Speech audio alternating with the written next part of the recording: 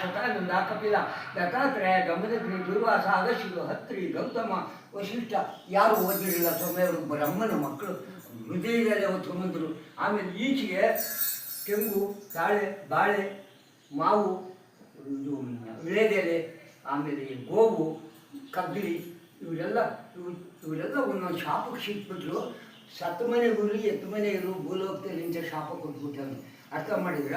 ಗೋಮಂತೆ ಸುಳ್ಳು ಹೇಳ್ಬಿಟ್ರು, ತಾಳೆಗರಿಗೆ ಸುಳ್ಳು ಹೇಳ್ಬಿಡ್ತು, ತೆಂಗಿನ ಮರನು ಸುಳ್ಳು ಹೇಳ್ಬಿಡ್ತು, ವಿಳೆದೆಲೆನ ದೇವ್ರ ಮುಂದಕ್ಕಿಟ್ರೆ ಹಿಂಗೆ ಮುಂದೆ ಜುಟ್ಟಿಟ್ರೆ ಮಾನವ ತಿನ್ಬೇಕಾದ್ರೆ ನಾರೆಬ್ಬಲಿ ಅಂದರು. ಅರ್ಥ ಮಾಡ್ಕೊಳ್ಳಿ, ಎಲ್ಲರಿಗೂ ನಾನು ಹೇಳ್ತೀನಿ. ತೆಂಗಿನ ಮರ ಕಾಯಿ ಮುಂದಕ್ಕೆ ಜಿಗಿಡ್ತಾರೆ, ಜುಟ್ಟು ಕೀಳ್ತಾರೆ. ಅರ್ಥ ಮಾಡ್ಕೊಂಡ್ರೆ ಎಲ್ಲ ಲೆಕ್ಕ.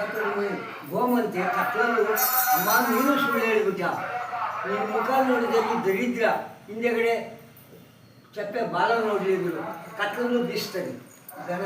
ಆ ಚಪ್ಪೆ ಚಪ್ಪೆ ಮೇಲೆ ಕಳೆವು ದನಿಗೆ ಮಕ್ಕಳ ಮೇಲಿಲ್ಲ. ಇನ್ನೊಂದು ಹೇಳ್ತೀನಿ, ಅದು ಬೀಳುವ ಮುನ್ನ, ಬೆನ್ನು ಬಾಗುವ ಮುನ್ನ, ಮಣ್ಣಿನ ಮೇಲೆ ಕೈಯೂರುವ ಮುನ್ನ, ಅಂಗಾಂಗಗಳು ಕಾಣುವ ಮುನ್ನ. ಆಲೆ 86 ವರ್ಷ ನನಗೆ, ಅಲ್ಲೆಲ್ಲ ಉದ್ರೊಳಗೆ ಆಲೆ. ಆದರೆ ಇನ್ನೂ ಒಂದು ಹೇಳ್ತೀನಿ, ನನಗೆ ಆಲೆ 16 ವರ್ಷ ಆಗೋಯ್ತು. ನನಗೆ ಊಟ ಇದಿಲ್ಲ, ಆಧಾರ ಸಿಕ್ಕಿಲ್ಲ. ಹೆಂಡತಿ ತೀರೋಗ್ಬಿಟ್ಟು, ಮಕ್ಕಳು ಅಪಪ್ಪಲಾಗ್ಬಿಟ್ಟು, ಅವು ಹೋಗ್ಬಿಟ್ಟು. ಯಾವ ಜನ್ಮದಲ್ಲಿ ಯಾರಿಗೇನು ಮಾಡಿದ್ದು ಅದು ಒಳಗ್ಬಿಟ್ಟು ನನಗೆ ಲೆತ್ತೆ. ಅದು ನಾನು ಹೆಬ್ಬಳ್ಳಿ ಚೇರ್ಮನ್ ಆಗಬೇಕು ಅಂದರೆ ಬುದ್ಧಿ ಕತೆ ಕೈತಿ ಅಂತ ಹಣೆ ಬರ. ಅದನ್ನು ನಾವು ಯಾರು ಪರಿಗಣಿಸೋಕ್ಕಾಗಲ್ಲ. ಅರ್ಥ ಮಾಡಿದ್ರಾ? ಏನು ಅದು ಒಂದೊಂದು ಕಾಲ.